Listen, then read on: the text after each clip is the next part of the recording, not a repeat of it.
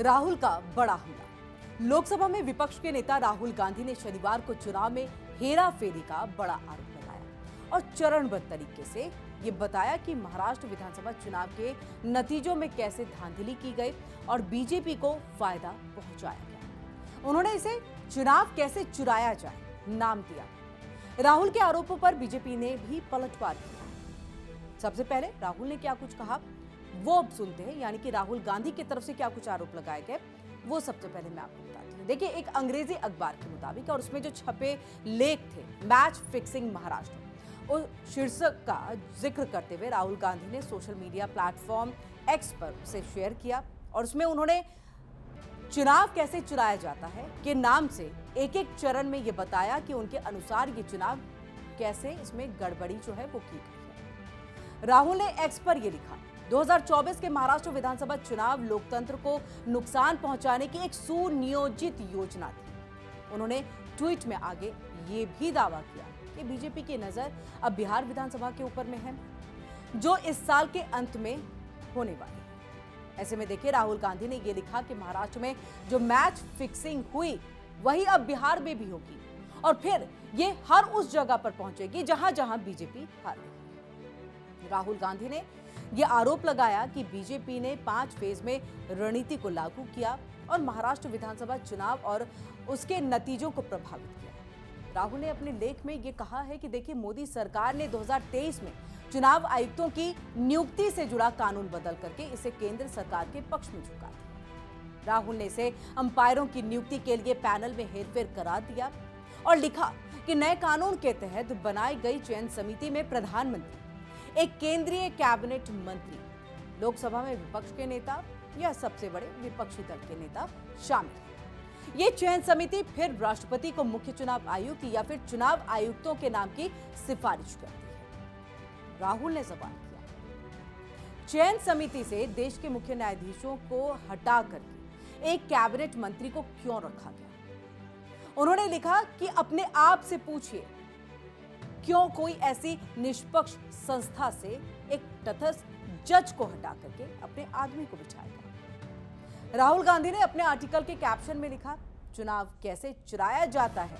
2024 के महाराष्ट्र विधानसभा चुनाव लोकतंत्र को नुकसान पहुंचाने की एक सुनियोजित योजना थी और मेरे लेख में ये बताया गया। देखिए, राहुल गांधी बता रहे हैं कि मेरे लेख में ये बताया है कि ये सब कैसे हुआ, स्टेप बाय स्टेप। तो चलिए वो स्टेप हम देख लेते हैं।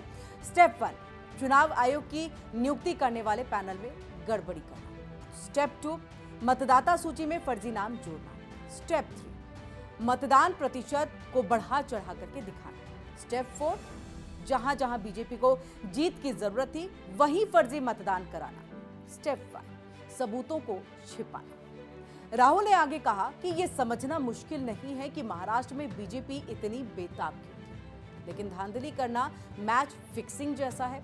जो टीम धोखा देती है वो भले खेल जीत जाए, मगर इससे संस्थाओं को नुकसान पहुंचता है और जनता का नतीजों पर से भरोसा उठ जाता है। उन्होंने कहा, हर जागरूक भारतीय को इन सबूतों को देखना चाहिए, खुद सोच समझ करके फैसला लेना चाहिए और जवाब मांगना चाहिए, क्योंकि महाराष्ट्र की ये मैच फिक्सिंग अब बिहार में दोहराई जाएगी और फिर वहां भी जहां जहां बीजेपी हार रही होगी मैच फिक्स किए गए चुनाव किसी भी लोकतंत्र के लिए, यानी कि देखिए, ये कहना है कि मैच अगर फिक्स किया गया है तो ये किसी भी लोकतंत्र के लिए एक जहर की तरह। ये बड़ा सवाल किया। राहुल के पोस्ट को बीजेपी नेता अमित मालवीय ने एक्स पर रीपोस्ट किया है। देखिए, अब पलटवार का दौर। अब क्या कुछ बीजेपी की तरफ से पलटवार किया गया है वो हम आपको बताएं कि राहुल के पोस्ट को रीपोस्ट किया है बीजेपी नेता अमित मालवीय ने। ऐसा नहीं है कि राहुल गांधी को ये नहीं पता कि चुनावी प्रक्रिया कैसे काम करती है,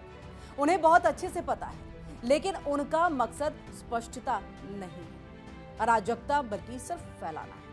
वे बार बार जानबूझ करके हमारे संस्थागत ढांचे को लेकर के मतदाताओं के मन में शक और भ्रम के बीज बोने की कोशिश कर रहे हैं। जब कांग्रेस चुनाव जीतती है, चाहे वो तेलंगाना हो या कर्नाटक, तब यही सिस्टम न्यायपूर्ण और निष्पक्ष बताया जाता है, लेकिन जब हार जाती है तो हरियाणा से लेकर के महाराष्ट्र तक रोना धोना और षड्यंत्र के सिद्धांत शुरू हो जाते हैं, और वो भी हर बार। मालवीय ने देखिए आगे क्या लिखा, ये सब जॉर्ज सोरोस की रणनीति का एक हिस्सा है और उनसे ये रणनीति जो है वो ली गई है। लोगों का अपनी ही संस्थाओं से भरोसा सिस्टमैटिकली खत्म करो, ये जॉर्ज सोरोस उनकी रणनीति है और इसी को यहाँ पर देश के अंदर में अपनाया जा रहा है ताकि उन्हें अंदर से कमजोर करके राजनीतिक लाभ उठाया जा सके।